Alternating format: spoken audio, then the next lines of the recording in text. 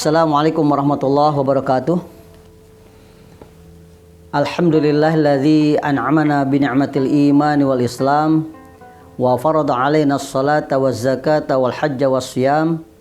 Asyhadu an la ilaha illallah wahdahu la syarika lahul malikil alam wa asyhadu anna sayyidana wa nabiyyana Muhammadan abduhu wa rasuluhul hadi ilas salam.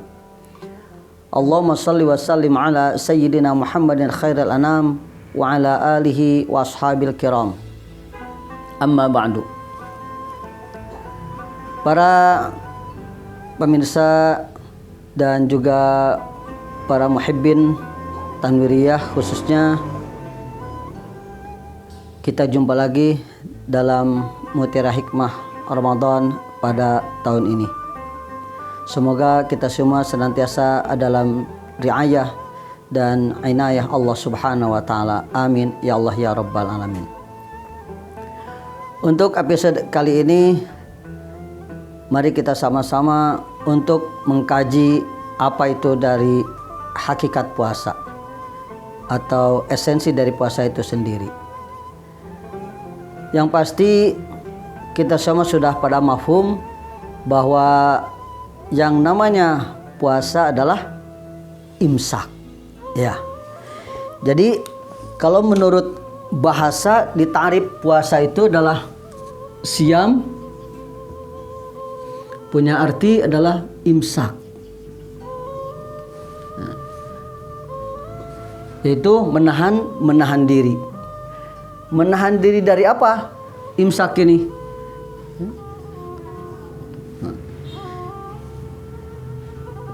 Imsak di sini adalah imsak dari muftirat.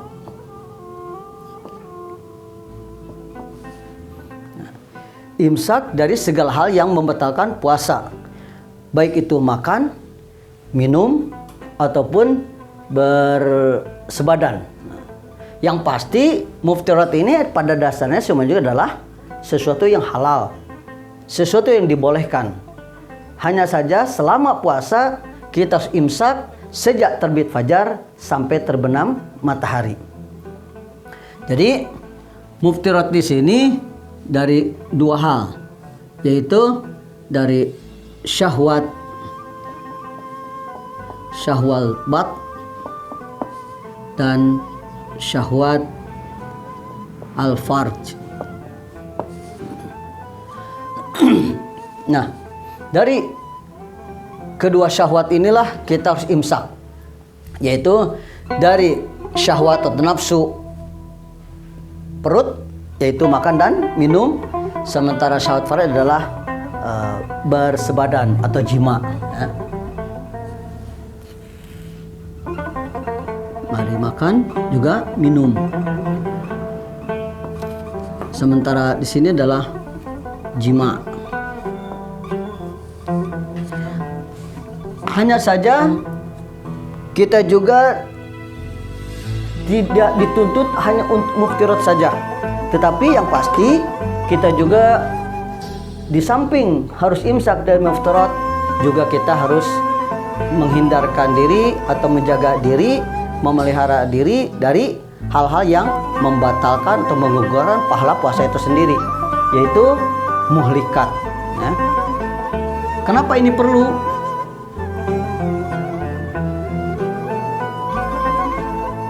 Karena baginda Rasulullah sallallahu alaihi wasallam telah menyampaikan dalam sebuah hadisnya, kam min shaimin laisa lahu min siyamihi illa ju'a wal atas. Betapa banyak orang yang berpuasa tetapi dia tidak memperoleh apapun dari puasanya itu selain lapar dan haus saja. Naudzubillah summa naudzubillah min dzalik. Oleh karena itu kita selama sebulan penuh kita harus imsak dari muftirat maupun muhlikat. Apa itu muhlikat? Yang muhlikat adalah berarti al-ma'asi. Al-ma'asi atau beberapa maksiat, baik maksiat lahir maupun batin. Pada intinya semua anggota tubuh kita, baik yang indrawi ataupun non indrawi, lahiriah batinnya, semuanya harus sama-sama imsak selama kurun waktu tersebut, agar kita juga dapat pahala dari Allah Subhanahu wa taala. Di mana pahala Ramadan jauh lebih besar dan tak ada yang tahu selain Allah itu sendiri. Karena dalam sebuah hadis, kullu amal ibni Adam lahu illa saum fa innahu li wa ana ajzi bih. Itu menandakan bahwa pahala puasa tiada ada yang tahu ganjaran selain Allah Subhanahu wa taala. Saking dahsyat dan hebatnya apa yang akan diperoleh para orang-orang yang berpuasa ketika dia berani imsak, baik dari muftirat maupun muhlikat. Kemudian, lalu apa yang menjadi hakikat puasa itu sendiri? Esensi dari puasa ini yaitu imsak dari muftirat maupun muhlikat. Ini pada dasarnya adalah jihadun nafs. Ini adalah hakikatnya adalah jihadun nafs.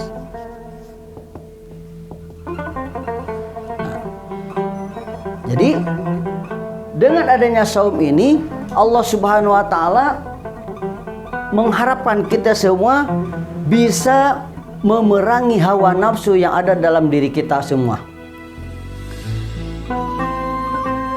Kenapa demikian? Karena tidak sedikit orang-orang yang kalah dengan nafsunya sendiri. Iblis itu dari luar atau musuh eksternal. Sementara dalam sebuah hadis, selama bulan Ramadan iblis itu diikat, iblis itu diborgol. Setan itu tidak bisa kemana-mana sebenarnya. Tetapi yang jadi pertanyaan, kenapa selama Ramadan justru tidak sedikit orang-orang yang berpuasa masih suka juga melakukan hal yang dimurkai oleh Allah Subhanahu wa taala. Berarti dengan demikian dia tidak bisa menahan hawa nafsunya. Dia kalah dalam memerangi hawa nafsunya. Nah, makanya intisari dari siam, esensi dari puasa ini adalah imsak. Bukan hanya demturut dan muhlikat, pada dasarnya adalah kita harus bisa memerangi hawa nafsu sehingga nafsu kita ini kalah dan akhirnya bisa dikendalikan oleh kita. Makanya dalam sebuah keterangan dikatakan, tuba liman kana aqluhu amiran wa nafsuhu asiran. Berbahagialah orang yang akalnya menjadi tuannya atau majikannya, sementara nafsunya menjadi tawanannya. Sebaliknya, wa wailun liman kana aqluhu asiran wa nafsuhu amiran. Celakalah orang-orang yang akalnya itu menjadi tawanan, sementara nafsunya justru menjadi majikan. Kembali ke intisari puasa. Hakikat dari puasa berarti memerangi hawa nafsu. Orang Sunda bilang, lain dibunuh nafsu itu, tapi dielehkan, diperangi sampai dia kalah. Ketika sudah kalah, nafsu tersebut bisa dikendalikan. Makanya dalam jihadun nafsi ini yang harus kita perangi ada nafsu ammarah, ya. Nafsu ammarah. Setiap kita punya nafsu ammarah. Ya. Di mana nafsu ammarah ini adalah nafsu yang senantiasa mengajak kita kepada keburukan ataupun kejahatan. Nah, melalui puasa nafsu ini akan menjadi nafsu lawwamah. Jadi nafsu ini menjadi nafsu yang terkendali sehingga bisa dikendalikan dan akhirnya bisa melakukan beragam aktivitas yang dapat mendapatkan ridho dan ampunan serta beberapa fasilitas dari Allah Subhanahu wa taala. Selanjutnya, ketika kita sudah bisa mengendalikan hawa nafsu kita yang asalnya amarah menjadi lawamah, maka pada akhirnya orang yang berpuasa itu gara-gara bisa imsak, bisa memiliki nafsu mutmainnah.